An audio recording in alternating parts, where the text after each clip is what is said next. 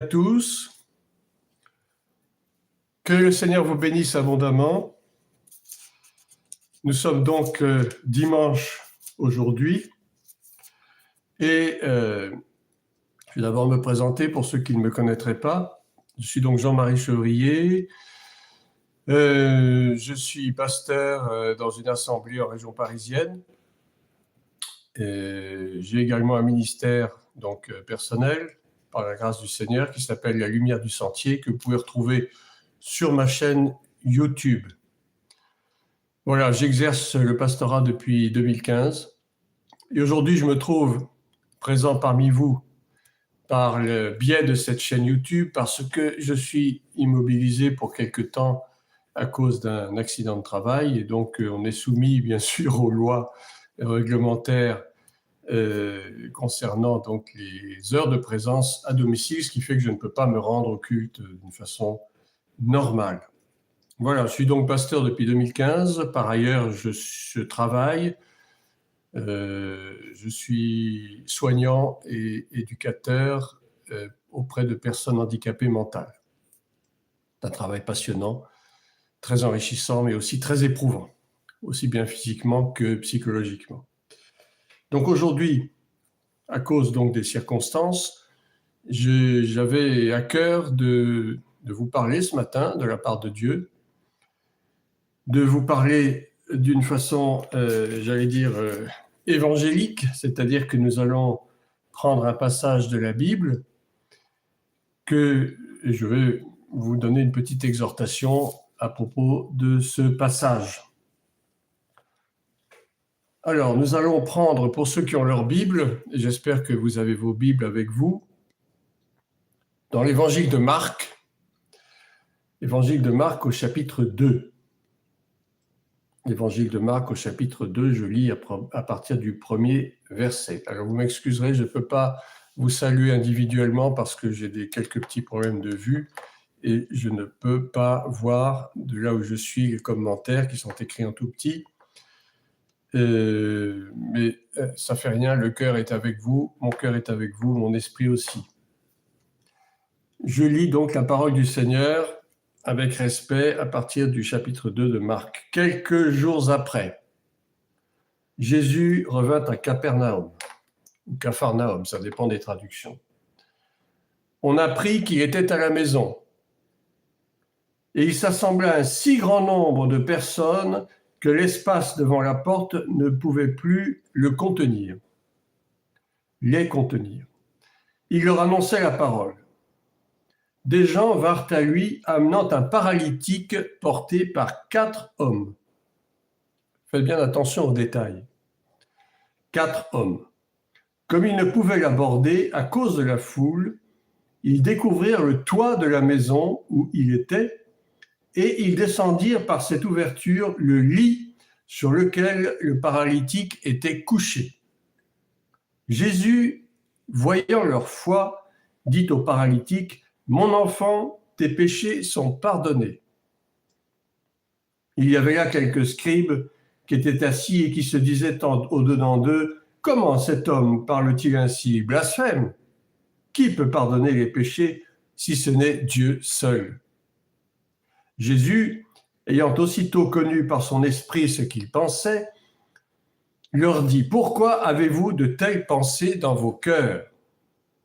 Lequel est le plus aisé de dire au paralytique, « Tes péchés sont pardonnés » ou de dire, « Lève-toi, prends ton lit et marche » Or, afin que vous sachiez que le Fils de l'homme a sur la terre le pouvoir de pardonner les péchés, je te l'ordonne, dit-il au paralytique, « Lève-toi, prends ton lit et va dans ta maison. » Et à l'instant, il se leva, prit son lit et sortit en présence de tout le monde, de sorte qu'ils étaient tous dans l'étonnement et glorifiaient Dieu, disant, « Nous n'avons jamais rien vu de pareil. » Amen. Que le Seigneur bénisse sa parole en ce matin. Alors, pourquoi ai-je choisi ce passage qui est très intéressant? Vous savez que Jésus, en tant que Dieu et que Fils de Dieu, avait donc le pouvoir de guérir les malades, de ressusciter les morts, parce que ça faisait partie de son ministère. et il démontrait par là la puissance de Dieu en action partout où il se trouvait. En ce jour-là, donc, il se trouve dans la ville de Capernaum, ou Capharnaüm, ça dépend des traductions, qui étymologiquement signifie village de miséricorde. Caper, ça vient de l'hébreu Kafer, qui veut dire village, et Naum, qui veut dire miséricorde. Donc, village de miséricorde. Ce n'est pas anodin comme signification. En fait, Capernaum, c'est un village de pêcheurs qui se trouve au nord du lac de Tibériade. Et c'est là que pendant pas mal de temps, Jésus avait établi son QG, son quartier général. Il avait même son lieu d'habitation, sa maison.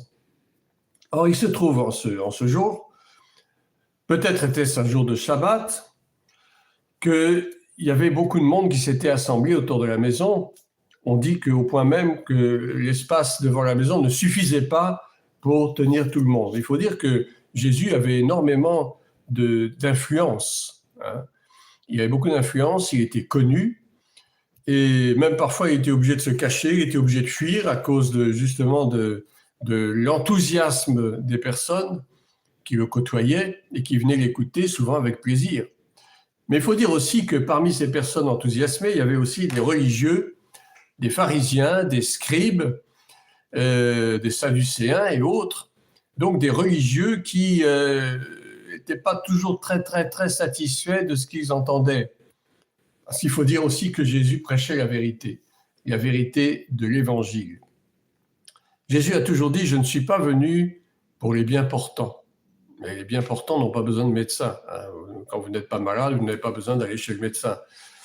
Mais il était venu pour les malades, c'est-à-dire pour ceux qui souffraient non pas seulement physiquement, mais également moralement, spirituellement, mentalement, psychologiquement. Et aujourd'hui, nous avons dans le monde énormément de souffrances, et ce n'est pas nouveau depuis que l'homme est homme, et depuis surtout que le péché est entré dans le monde par la faute d'un seul homme.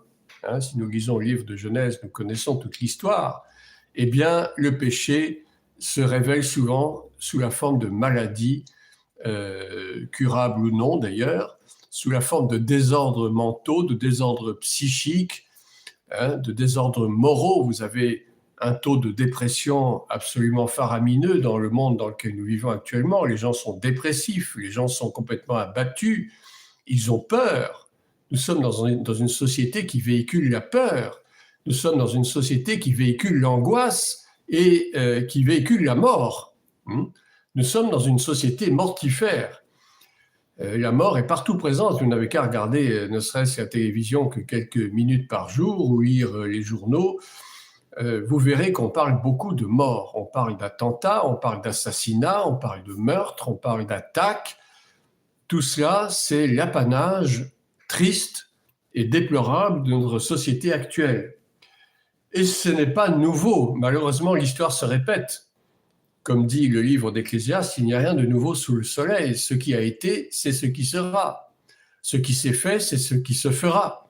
Et aujourd'hui, nous faisons que, malheureusement, suivre tristement un chemin qui a déjà été commencé même avant le temps de Jésus.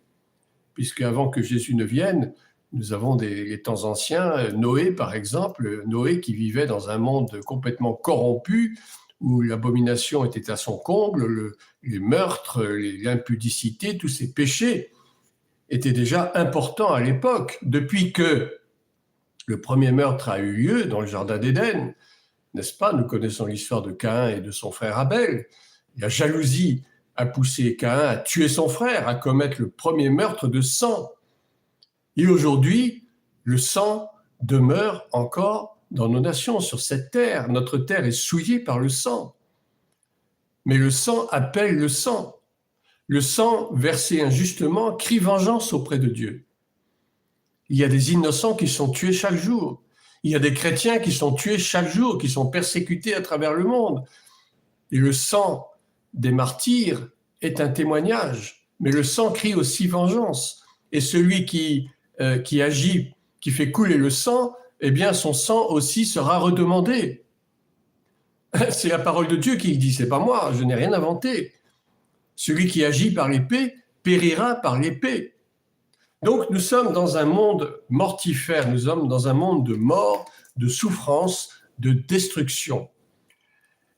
Mais enfin, je ne vais pas encore reparler de ce qui se passe actuellement dans le monde, bien que vous savez que la Bible parle des choses à venir. Hein. Donc tout ce qui se passe aujourd'hui dans le monde a été prophétisé déjà dans la parole de Dieu.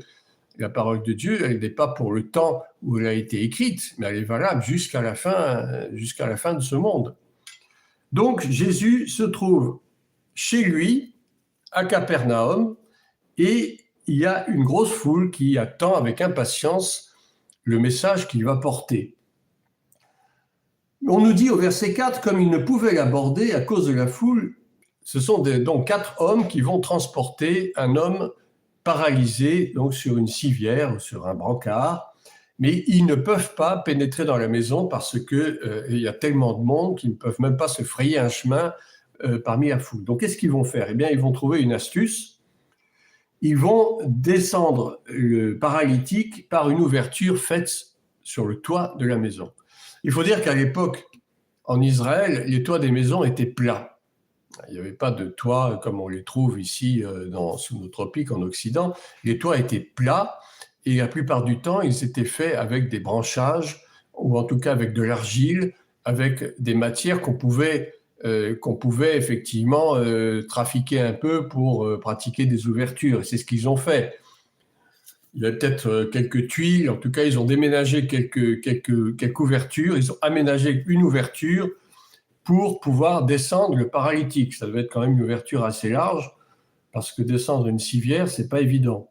C'est la taille d'un homme et c'est quand même assez important. Donc, ils vont découvrir le toit de la maison, ils vont descendre par cette ouverture le lit sur lequel le paralytique était couché.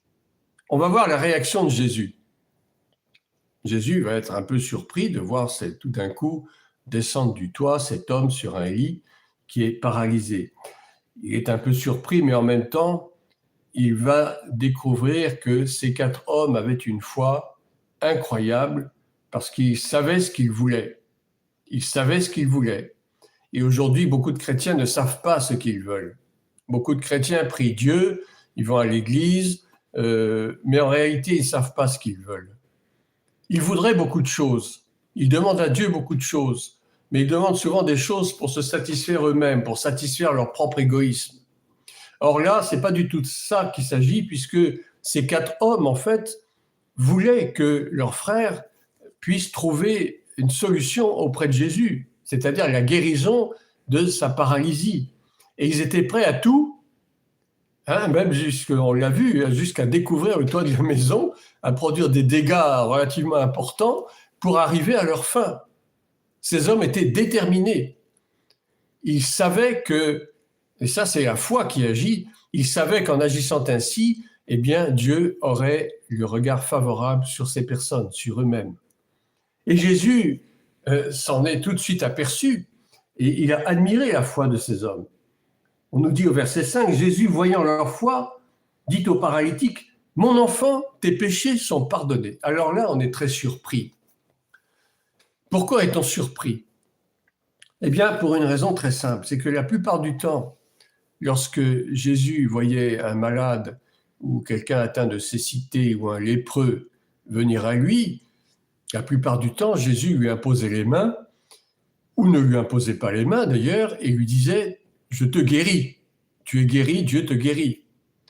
Mais là, il ne va pas lui dire ça. Il ne va pas lui dire « Tu es guéri ». Il va lui dire « Tes péchés sont pardonnés ». Un peu surprenant.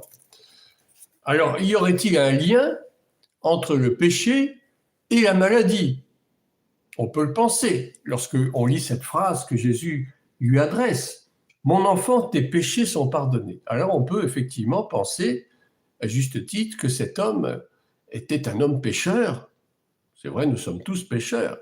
Mais était pécheur au point que cette maladie se soit déclarée en lui. Que sa paralysie ait été le fruit malheureux d'une vie de péché. Vous savez, chers amis qui m'écoutez aujourd'hui, que parfois, nos maladies peuvent révéler des choses cachées en nous, qui ne sont pas forcément très louables aux yeux du Seigneur. Il y a en effet un lien entre le péché et la maladie. La Bible dit que nous récoltons ce que nous semons. Lorsque nous semons le mal, nous récoltons le mal. C'est une loi divine, je n'ai pas inventé non plus. Lorsque nous faisons le bien, nous récoltons le bien. Comme on dit vulgairement, la roue tourne. Ce que tu as fait de bien un jour pourra se retourner en ta faveur, pas forcément ni aujourd'hui, ni demain, ni après-demain, mais peut-être dans quelques années. Les bénédictions de Dieu peuvent attendre des générations. Vous avez des familles où on a fait du bien, où on a eu la crainte de Dieu, on a fait du bien, on a été généreux envers d'autres, et ce bien peut retourner à notre avantage, mais ça selon le temps de Dieu, selon le timing de Dieu, pas forcément immédiatement. Mais vous avez également des familles où on a fait le mal pendant des générations, on s'est détourné de Dieu, on n'a pas eu la crainte de Dieu, on a péché, on a vécu dans l'occultisme, on a vécu dans l'ivrognerie, on a vécu dans l'adultère, dans l'impudicité, dans toutes sortes de péchés, dont la Bible parle d'ailleurs. Et ce mal va se répercuter forcément un jour ou l'autre, soit sur nous, soit sur nos descendants, soit sur nos enfants, soit sur nos petits-enfants. Il y a des péchés héréditaires. Vous avez des familles qui ont par exemple des problèmes de santé qui sont héréditaires. Ce n'est pas de leur faute, je n'ai pas dit que c'était leur faute, mais vous avez comme ça des descendants qui sont touchés par des maladies que leurs parents ou leurs grands-parents, ou même des générations au-dessus, ont souffert. Le diabète, par exemple, ou alors des vices, des addictions comme l'alcool, comme le tabac, comme la drogue, et comme des choses encore moins louables. Et ces choses-là peuvent se répercuter de génération en génération jusqu'au temps où quelqu'un va rompre ce cycle infernal par la prière, par la repentance. Et ça va couper le lien. Et ces choses ne se répéteront plus parce que le lien a été rompu. Alors ici, on voit qu'il y a effectivement un problème chez cet homme qui se retrouve paralytique, puisque Jésus lui dit « tes péchés sont pardonnés ». Donc, on peut tout à fait penser que cet homme avait un problème dans sa vie, un péché dans sa vie qu'il n'avait jamais confessé, qu'il n'avait jamais avoué, et qui petit à petit avait causé cette maladie, cette paralysie. On peut voir ça dans les deux sens, une paralysie physique, mais également une paralysie spirituelle, une paralysie morale. Beaucoup de chrétiens se trouvent paralysés aujourd'hui. Beaucoup de chrétiens se trouvent paralysés paralysés par la peur, par exemple, paralysés par toutes sortes d'incapacités, des incapacités non seulement physiques, mais des incapacités morales, des incapacités psychologiques, des incapacités spirituelles de toute nature. Des hommes et des femmes qui aujourd'hui se trouvent dans des états, j'allais dire, de stagnation. Ils ne peuvent pas avancer dans leur vie. Au mieux, ils restent stationnaires, mais au pire des cas, ils peuvent revenir en arrière, rétrograder. Leur état peut s'aggraver au point qu'ils n'ont plus du tout de capacité pour gérer leur propre vie, dans tous les domaines possibles. La paralysie, elle n'est pas seulement physique. Je pense que vous comprenez cela.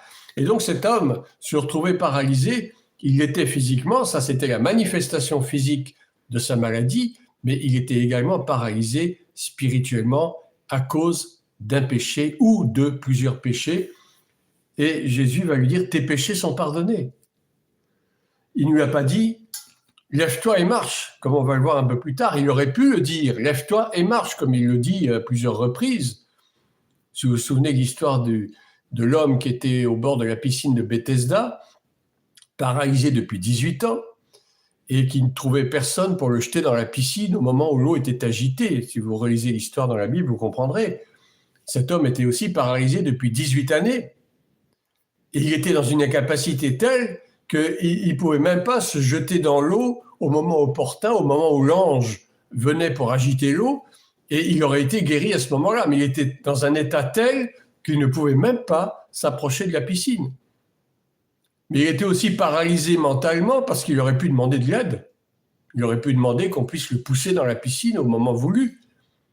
Mais voyez comment sa paralysie le touchait même au plus profond de lui-même, puisqu'il était même incapable de demander qu'on puisse l'aider à se jeter dans la piscine.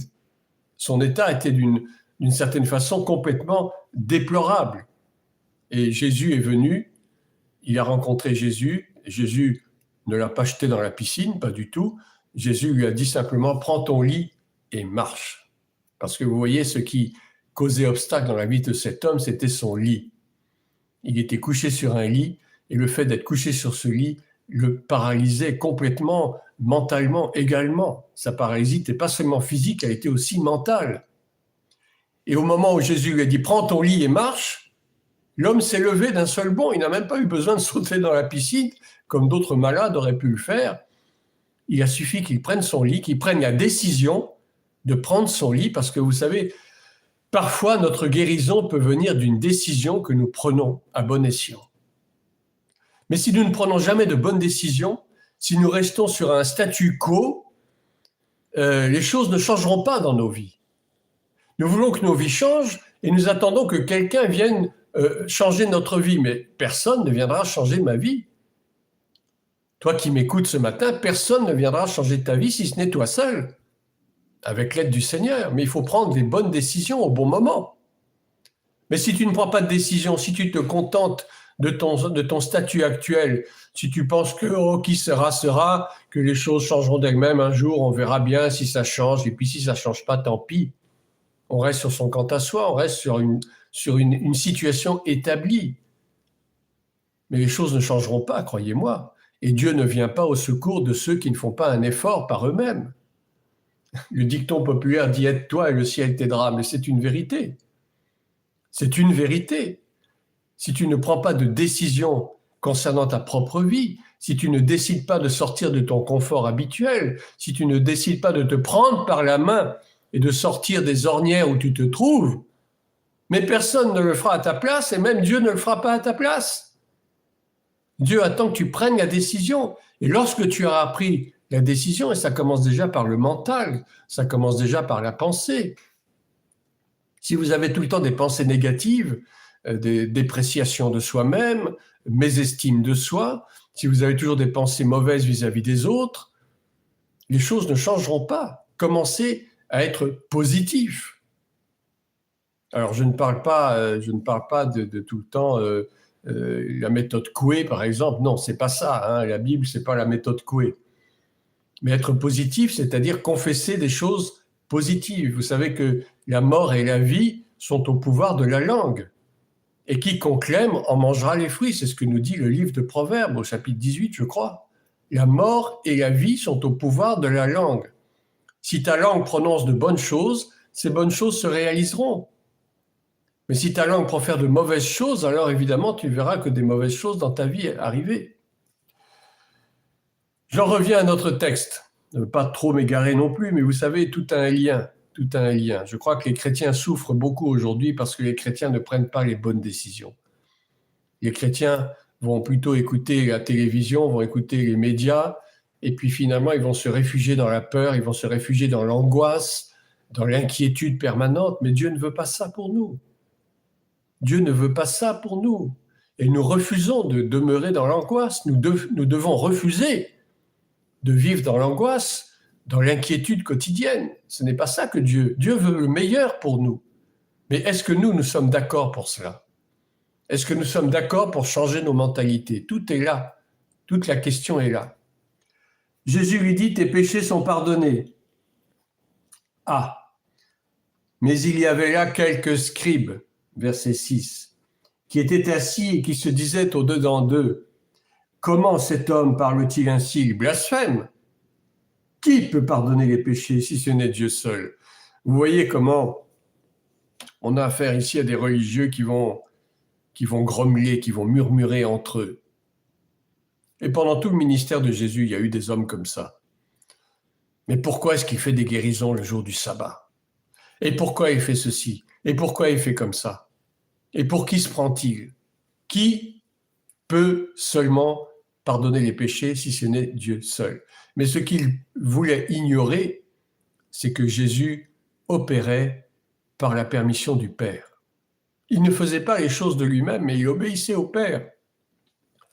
Et Jésus, en tant que Fils de Dieu, avait le pouvoir de pardonner les péchés. Et d'ailleurs, la preuve en sera donnée, puisque nous verrons à la fin de l'histoire que cet homme paralysé va se lever d'un seul bond, parce que justement, ses péchés lui ont été pardonnés. Mais vous avez toujours des religieux qui sont là pour contester. Et nous voyons ça encore aujourd'hui dans nos contrées. Ah, tu crois aux miracles de Dieu, mais les miracles de Dieu, c'était pour avant. C'était au temps de Jésus, ou c'était au temps des apôtres. Mais maintenant, ça n'a plus lieu. Ah, tu parles en langue, mais le parler en langue, c'est révolu. Ça n'existe plus, ça c'était au temps de la Pentecôte. Ah oui, mais la Bible, elle est la même hier, aujourd'hui et éternellement. La parole de Dieu ne meurt pas. La parole de Dieu n'a pas de fin. Elle a un commencement, mais elle n'a pas de fin. Et ce qui était valable hier est encore valable aujourd'hui. Aujourd'hui, on peut parler en langue. Aujourd'hui, on peut, je dirais même, on doit imposer les mains aux malades pour que les malades soient guéris. On devrait pouvoir faire les mêmes œuvres que Jésus. Et Jésus lui-même a dit, si vous croyez en moi, si vous avez seulement la foi comme un grain de pardon, excusez-moi, il faut que je boive un peu d'eau. Si vous aviez seulement la foi comme un grain de sénévé, c'est-à-dire une petite graine, comme une graine de moutarde, c'est tout petit, c'est infime. Avec seulement un peu de foi comme ça, on peut faire des miracles. Si tu as la foi, dis à cette montagne, lève-toi et jette-toi dans la mer, et elle vous obéira. Par la foi, nous pouvons faire au moins les choses que Jésus lui-même a faites, et il nous a dit que nous pourrions même en faire de plus grandes. Mais jusqu'à présent, que je sache, j'ai jamais vu un chrétien ressusciter un mort. Oui, j'ai vu des guérisons, j'ai vu des miracles, c'est vrai, il y a des serviteurs de Dieu qui ont reçu une onction particulière pour la guérison des malades, et ça se fait, bien sûr. C'est pas seulement du temps des apôtres, c'est encore valable aujourd'hui, et ce sera valable encore demain, jusqu'à temps que Jésus revienne. Vous avez des chrétiens qui parlent en langue, moi-même je parle en langue, je prie en langue. Mais c'est ce que Jésus nous demande de faire. L'apôtre Paul lui-même parlait en langue, et il disait « je parle en langue même plus que vous tous ». Il y a des chrétiens qui prophétisent aujourd'hui, vous avez des prophètes, vous avez des évangélistes, vous avez des apôtres, vous avez des docteurs, vous avez des pasteurs. Ça, ce sont des dons que Dieu a fait aux hommes, que nous retrouvons en lisant le chapitre 4 d'Éphésiens. Éphésiens 4, verset 11, exactement. Mais ce qui était valable hier est encore valable aujourd'hui. Ce qui change aujourd'hui, c'est que nous ne sommes plus sous la loi des préceptes de sacrifice d'animaux, de purification, tel que c'était enseigné dans le livre de Lévitique. Nous ne sommes plus sous la loi de Moïse.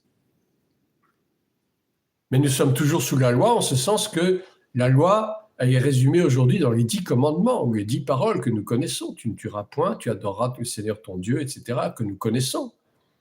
Ça, c'est la loi divine par excellence qui est encore valable aujourd'hui et qui sera encore valable demain.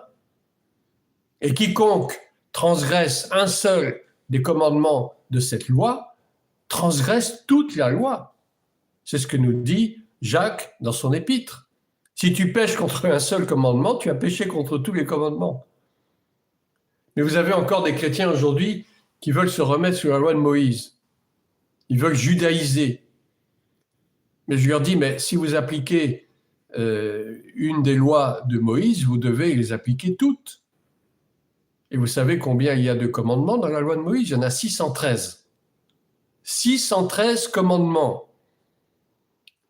Donc, si vous voulez revenir sous la loi de Moïse, il vous faut obéir aux 613 lois. Je vous assure que ça m'étonnerait bien qu'il y ait un seul qui puisse obéir à 613 lois. S'il transgresse une seule des 613 lois, il les transgresse toutes. Donc soyons un peu intelligents, soyons un peu sages. Nous ne sommes plus sous ces lois-là. La seule loi qui est valable aujourd'hui, c'est « tu aimeras le Seigneur ton Dieu de toute ton âme, de toute ta pensée, de toute ta force, et ton prochain comme toi-même ». C'est une loi d'amour. Ce n'est pas une loi de contrainte, ce n'est pas une loi qui sert à nous frapper dès que nous la transgressons. Dieu n'est pas là pour frapper qui que ce soit, Dieu n'est pas là pour nous punir. Dieu nous aime. C'est un Dieu d'amour, c'est un Dieu de bonté, c'est un Dieu de miséricorde. Et nous voyons dans ce passage de Marc 2 combien la miséricorde de Dieu est grande vis-à-vis de cet homme paralysé. Jésus lui a dit, tes péchés sont pardonnés. Tu n'as même pas besoin d'offrir un sacrifice pour ton péché. C'est ce qui se faisait dans la loi lévitique. Il fallait offrir un sacrifice d'expiation. Il fallait faire verser du sang à un animal pour être pardonné de son péché. Mais vous voyez comment Jésus déjà a mis fin, d'une certaine façon, à cette loi. En disant à cet homme, tes péchés sont pardonnés. Tu n'as même pas besoin d'aller au temple pour offrir un sacrifice. Même pas besoin. Il suffit que je te dise, tes péchés sont pardonnés. Et aujourd'hui, toi qui m'écoutes, cher ami, si tu as péché, demande pardon au Seigneur. Va te repentir dans ta chambre. Mets-toi à genoux. Reconnais ton péché, reconnais ta transgression. Avec larmes et supplications, et le Seigneur te pardonnera. Tu n'auras même pas besoin d'aller offrir un sacrifice de je ne sais quoi. Les sacrifices, c'est périmé.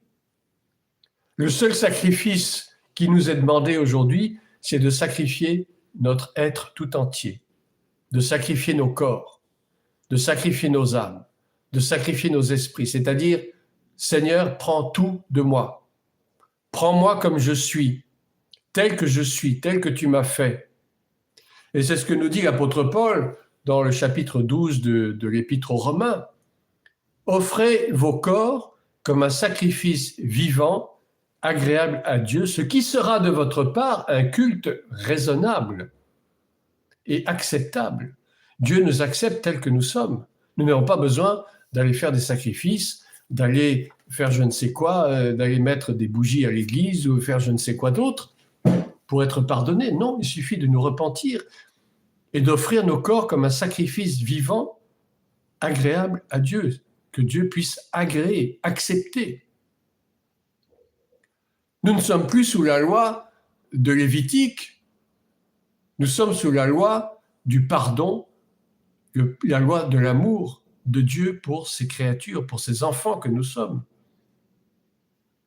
Et si aujourd'hui tu te sens encore pécheur, si aujourd'hui tu te sens encore coupable de je ne sais quel péché, demande pardon au Seigneur et il te pardonnera. Tu n'as pas besoin d'aller même te confesser à quelqu'un, il suffit que tu te confesses à Dieu lui-même directement. Et le Seigneur Jésus, qui est assis à la droite du Père dans les cieux, te pardonne parce qu'il est notre avocat. Il plaide en notre faveur auprès du Père. Il a présenté son sang versé à la croix auprès du Père et il le présente encore aujourd'hui à chaque fois que nous demandons pardon. Il dit, Père, voici le sang qui a été versé par moi-même volontairement à la croix pour le pardon des péchés. Et lorsque nous demandons humblement pardon au Seigneur, celui-ci nous pardonne immédiatement à cause du sacrifice de Jésus. Donc vous voyez que dans ce passage de Marc 2, qui est un très beau passage et que j'aime particulièrement, Jésus a déjà inauguré la nouvelle loi du pardon des péchés par l'amour, par la miséricorde de Dieu. Mais vous avez des religieux, bien sûr, qui veulent faire revenir toujours en arrière, qui veulent faire rétrograder. Non, ils blasphèment. De quel droit dit-il que ses péchés sont pardonnés? Et Jésus, au verset 8, ayant aussitôt connu par son esprit, parce que Jésus connaissait tout, il n'avait pas besoin de parler, leurs pensées déjà étaient dévoilées. Jésus avait ce don de lire dans les cœurs, de lire dans les pensées des gens.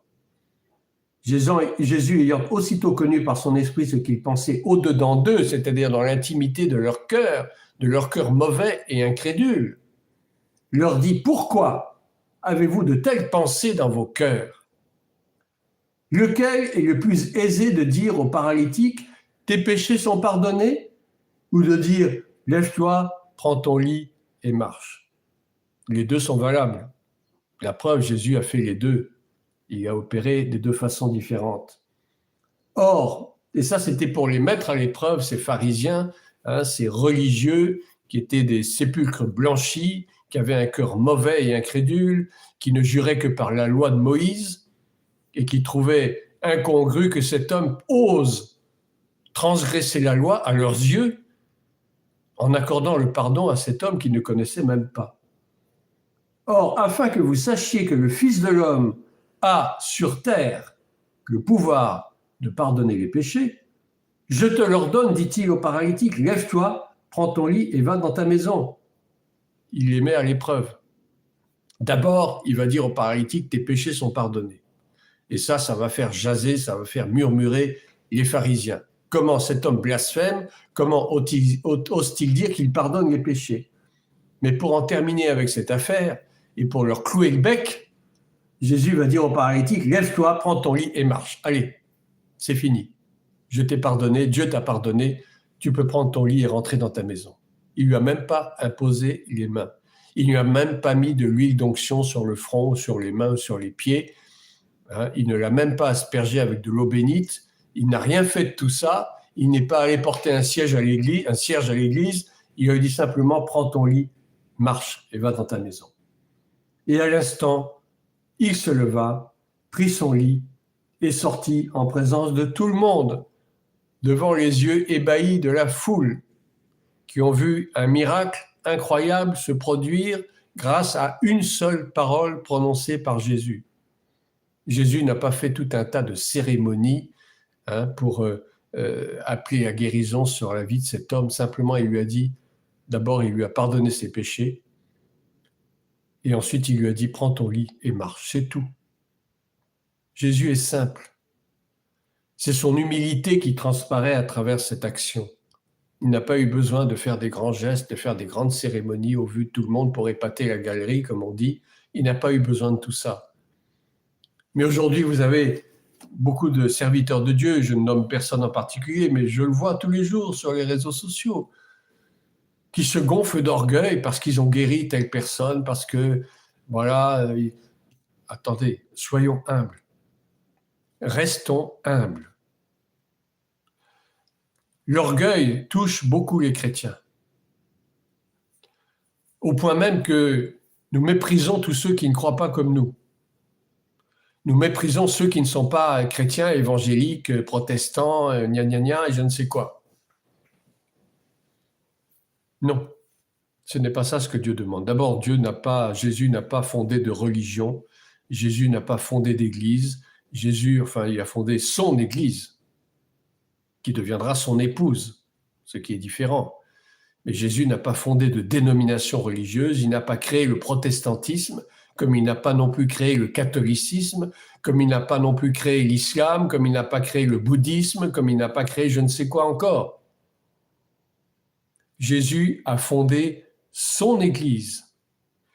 Il dit à Pierre, sur cette pierre, c'est-à-dire le rocher qui est moi-même, Jésus, je suis le rocher, c'est pas toi, Pierre, je bâtirai mon Église et les portes du séjour des morts ne prévaudront point contre elle.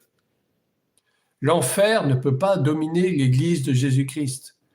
La maladie ne peut pas dominer l'Église de Jésus-Christ. Et c'est nous qui sommes l'Église, bien-aimés.